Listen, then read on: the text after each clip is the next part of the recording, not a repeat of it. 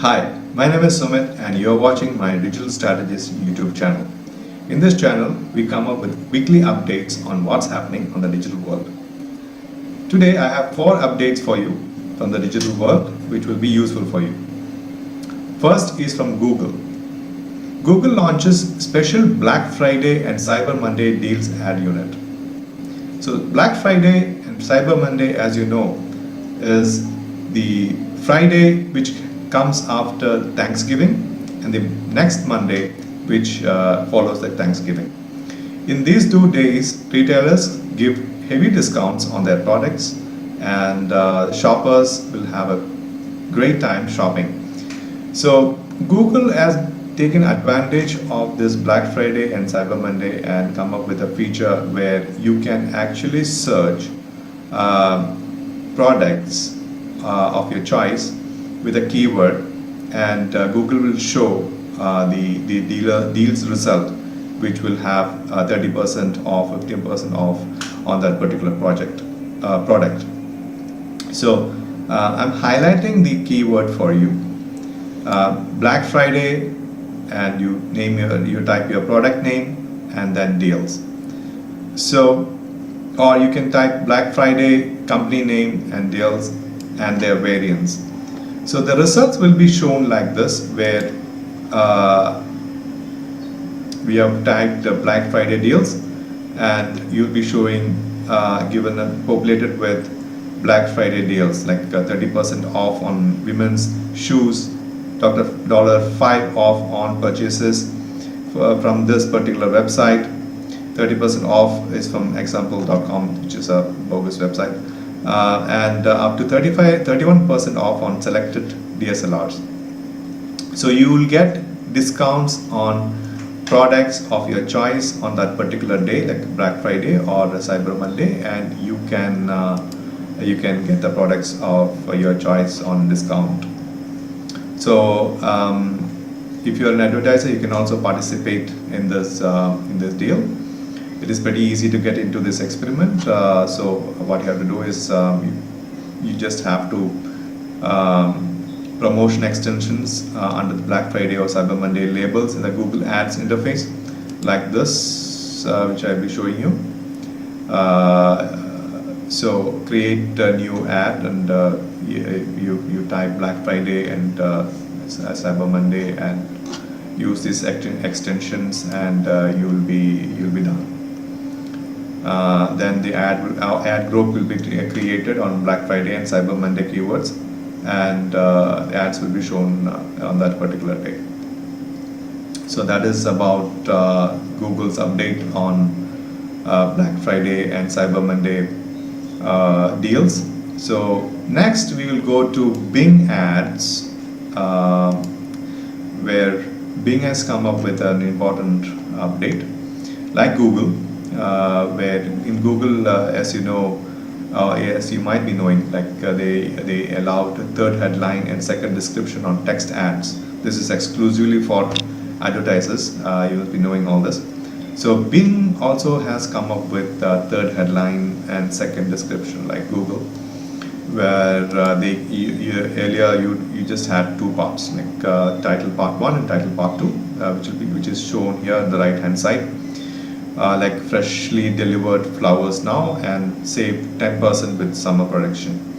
So here now you can actually add a third title part and also a second text description, so that will allow users to get to know about your products a little bit more. That is again an cool feature Bing has come up with, which you can use in your ads in the future. And the third one, again Google launches a portal to help developers build modern websites. So a new Google tool called web.dev measures your site performance as well as its compliance with standards for progressive web apps, best practices, accessibility, and SEO. So let's go into web.dv for a live demo. Web.dev, type enter. So this is the interface of web.dev which Google has launched. So we'll try to test my site performance. So I'm going to type mind.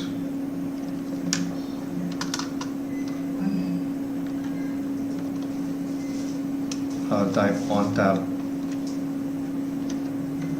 growth.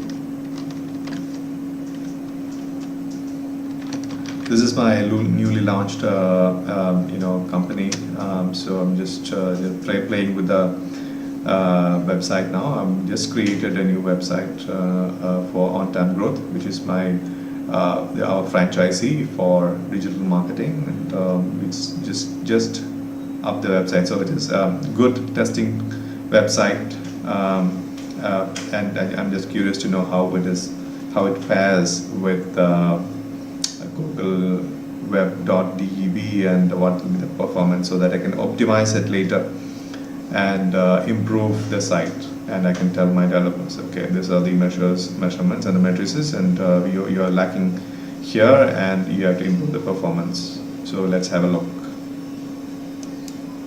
Yes, the site is loading. So we are having an audit of the website.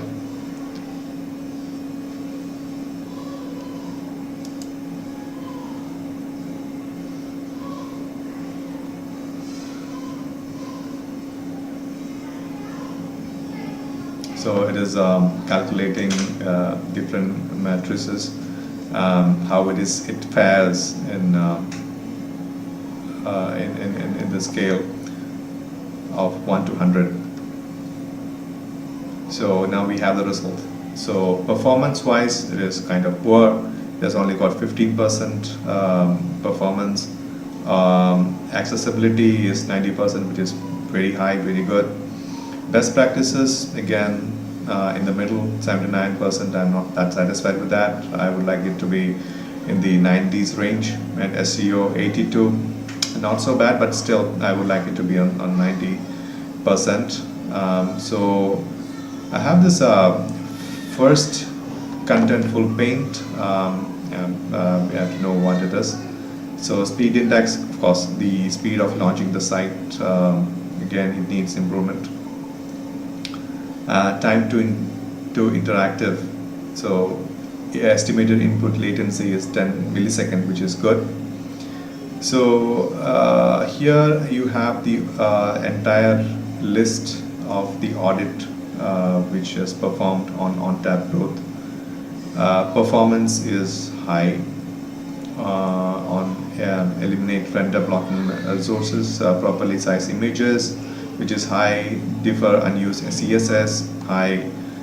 So a lot of matrices are high, but I have to improve on doesn't use HTTP2 for all resources, does not use HTTPS, which is not great. Document does not have a meta description, which is essential for SEO. On-page SEO, and links do not have descriptive text, so you have to improve and give descriptive text so that the SEO level is increased. And accessibility is very low in use the meta name. So this is the audit done on my website, which is recently launched. So you can test it out, and you can improve your performance of your website using this tool, which is very handy. It is called web.dev. So moving on, we have the fourth update. So the year is going to end. So I've come up with 5 SEO trends that will matter most in 2019. So Google heavily investing to the best. So SEO are trying to adapt to changes that follow. That's how SEO trends are born. So let's take a look at the SEO trends. So The first one is mobile first indexing, which is very important. I always tell my clients to do mobile indexing. If your website is working good on your mobile device or not. If it is not, then Google will not rank it. So it should be mobile compliant. It is a must. And if your website is not mobile compliant, please go and make it mobile compliant. So mobile first indexing is very important metrics or critical measurement for Google to rank your site. Second one is the page speed. Of course, Google are going nuts about delivering the best UX and delivering it fast. So the speed matters most, and if your site is not loading properly, it will not be ranked. So Google has given a timing for that. It is 0.97 milliseconds, and you have to comply with that for your website to be ranked or web page to be ranked in the Google search listing. Third one is brand as a ranking signal. This is a cool feature. If Google actually looks at your brand to rank your site. For example, someone searches Amazon, or someone searches Mantra, or someone searches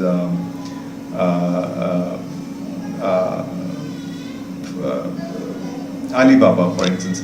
The brand name, the number of times your brand name is searched, also is an indicator to rank your website in Google, which is very cool. Sometimes you don't search the URL of the website; you just search for the particular product and brand to get get to the website. So that in itself is a metrics for Google or to know how many times that brand is searched. So there's a tool for that, which is a third-party tool called Avario, where you will know about your brand activity, how much your brand is ranking in search engines, and what is your brand value, etc. So if you search your brand name, how many times it is searched in social media, in search engines, etc. And based on that, it will give a ranking. So for example, Bloomberg, it is given here. If Bloomberg is searched 50 times and your competitor is searched 5 times more than Bloomberg, obviously that competitor will be ranked higher than Bloomberg. So that is also one of the criteria which Google is measuring how your site or your brand name features. So obviously nobody would search more than Bloomberg. So just getting there. So fourth one is GDPR. I was very scared that after that update from or that what happened with Facebook last year. I was not comfortable sharing my data, but now since European Union has come up with GDPR, which is General Data Protection Regulation, we have the option to keep our data private or even to delete the data. So that privacy policy has been, who owns the data. For example, if you are typing in Google Maps, or if you're typing something in Facebook, or searching in Google search engine, or Bing or Yahoo, wherever you search, or if you're using Instagram, if you're using any apps, or data has been created everywhere, and based on that data, your persona and demographic has been analyzed by big corporations, and wherever you go, what device you are using, which places you have visited, who your friends are, who your spouse is. how many children you have, what are your behavior pattern, what kind of online behavior does, what kind of keywords you search. Based on that, they know everything about you almost. What time you logged into WhatsApp, what time you logged out of WhatsApp, what did you search in Facebook, what time you log into Facebook, from which area you searched in Facebook, and your travel details, everything. These days you're using an app for travel, for your ordering food, for connecting with your friends. You are using social media and applications for each and every activity. So it has been tracked. Now GDPR has been implemented, and every data is public, and you as a user have got the control over data. You can go to Google your settings and your private data, and you can delete your data, which is a cool feature that has come up, and you have more control of your data, and you don't have to be worried that these big corporates will use your data for their advertising purposes. For example, Amazon has become a Google in e-commerce. If you want a product, if you want to search and buy a product, I'm directly going to Amazon and searching it. So those searches will get stored in Amazon, and they know your behavior pattern and purchasing pattern, and then they bombard you with advertisements and re-ads, and they will track your movements. Now you can choose not to do it, not to give your data, or even hide your data and delete your data, which is a cool feature. So that's about it, and I hope that you have gained a lot of insights on what's happening, what has happened in the last week in the digital world, and which will be useful for you. And I'll be back next week with more updates from digital world. Till then, take care, have a lovely weekend, goodbye.